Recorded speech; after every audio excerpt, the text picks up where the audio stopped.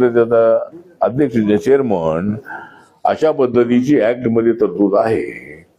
त्यामध्ये आमची मागणी अशी आहे की आमच्या बौद्ध धर्माच्या ट्रस्टमध्ये बाकीच्या धर्माचे लोक नको. आमचा हिंदू धर्माला विरोध नाही आहे, हिंदू धर्मवाले त्यांचं काम त्यांचं चालू आहे, परंतु आमच्या बौद्ध धर्माच्या ट्रस्टमध्ये सगळे बौद्ध असावेत. हिंदू धर्माच्या मंदिराच्या ट्रस्टमध्ये सगळे हिंदू असतात. आपल्या मायनॉरिटी मुस्लिम कम्युनिटीच्या, जैन कम्युनिटीच्या आणि इतर शीख कम्युनिटीच्या ट्रस्टमध्ये सगळे त्यांच्या धर्माचे लोक असतात. म्हणून आमच्या ट्रस्टमध्ये सगळे बौद्ध असावेत. म्हणून मी माननीय प्रधानमंत्र्यांशी बोललेलो आहे. नितीश कुमार जे माननीय मुख्यमंत्री आहेत त्यांच्याशी चर्चा केलेली आहे, राज्यपालांची चर्चा केलेली आहे आणि लवकरच या संबंधात निर्णय होईल अशी आम्हाला अपेक्षा आहे. मी 22 तारखेला मी बोधगयाला होतो, 23ला मी पटण्यामध्ये होतो आणि त्या ठिकाणी अधिवेशन चालू असल्यामुळे काही मुख्यमंत्र्यांची भेट होऊ शकली नाही, पण लवकर निर्णय होईल अशी आम्हाला अपेक्षा आहे. आणि सुप्रीम कोर्टामध्ये रिट पिटिशन आहे.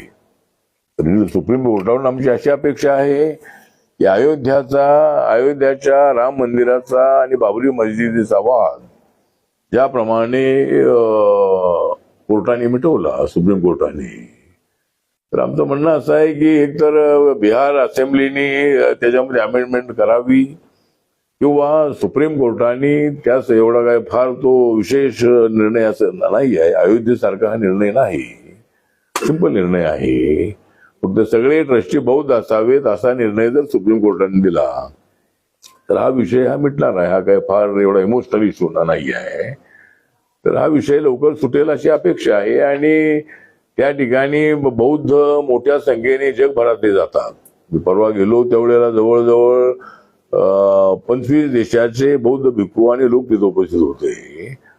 त्यामुळं मला असं वाटतं की बौद्ध असलेले लोक बुद्धाची प्रतिमा घरात ठेवतात असं नाही, तर हिंदू समाजाचे अनेक लोक बुद्धाची प्रतिमा, बुद्धाचा फोटो आपल्या घरामध्ये ठेवतात. कारण बुद्ध हे शांतीचं प्रतीक आहे, विश्व शांतीचं प्रतीक आहे. आपण विचारलंय त्याप्रमाणे मी यामध्ये माझा प्रयत्न सुरूच आहे. मंत्री म्हणून, RPIचा अध्यक्ष म्हणून आणि बुद्धिस्ट म्हणून माझा प्रयत्न सुरू आहे आणि लवकर निर्णय होईल अशी अपेक्षा आहे.